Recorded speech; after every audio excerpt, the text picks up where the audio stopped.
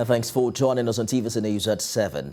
President Muhammadu Buhari has finally bowed to several months of widespread demand for the reorganization of the country's security architecture.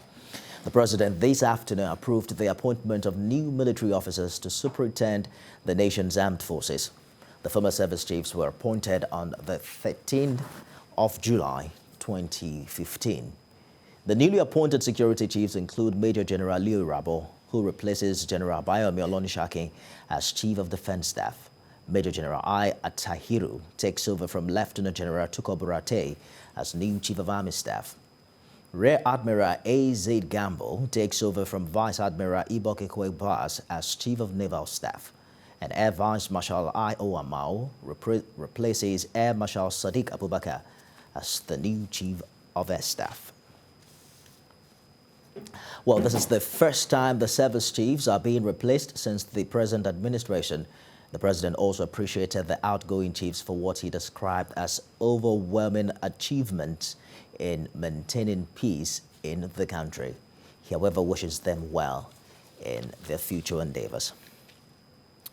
Well, let's bring in Director General, International Institute of Professional Security, Ofoyetan, for more on this development. Mr. Ofoyetan, the president mentioned that the outgone service chiefs, it described as overwhelming what they have achieved in the past 5 years. Would you consider the achievements overwhelming in the past years? Well, let me first of all start by congratulating the new service chiefs. It's long overdue, long as in long overdue. And I congratulate all of them. And I believe very much that their coming in will inject new blood, new philosophy, new principles, new discipline, new vigor, and the like. But having said so, the Mr. President's opinion to me is subjective.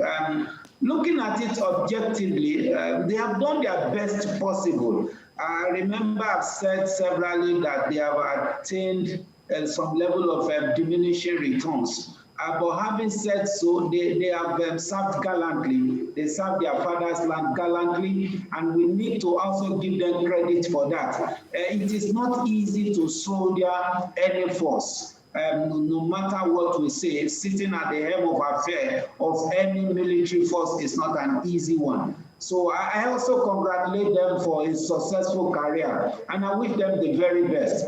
But I think basically the main challenge now is for those that have the battle now passed to them. Indeed, let's talk about that very quickly, Mr. Ofoyetan. For the first time in 5 years, we're having a change of guard. So it is what many people have called for, but is that also a magic wand? What do you expect to change in the security strategy on a nationwide basis?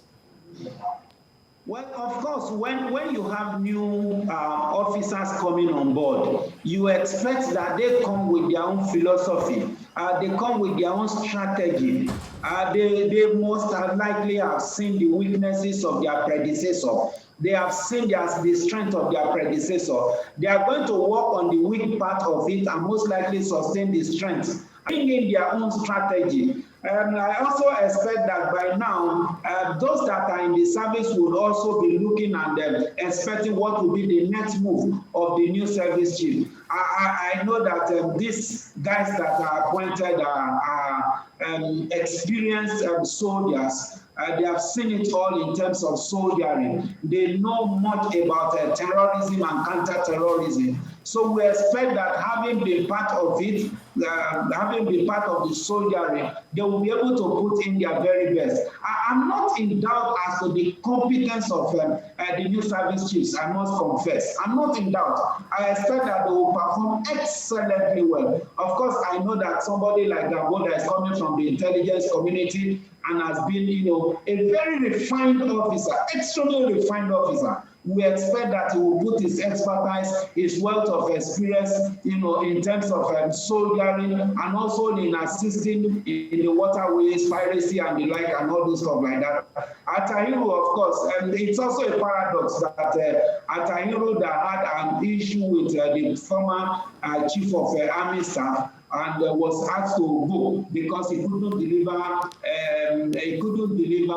Shakal within 40 days ultimatum that he was given there. But paradoxically, he is now at the end of affair. And we expect that he would have also seen his strength and his weaknesses. They would have worked on it. And by now, we expect he's going to be a better soldier. I'm expecting a better result from them. They already know the level and the pedestal that Nigeria is placing them. They know what Nigerians are expecting from them. And they know that it is not a dancing time. Rather, it is a time for war. Indeed, Mr. Ofoyetan. The terrorists will be sitting down and strategizing. It's no doubt an Herculean task ahead of the gentleman.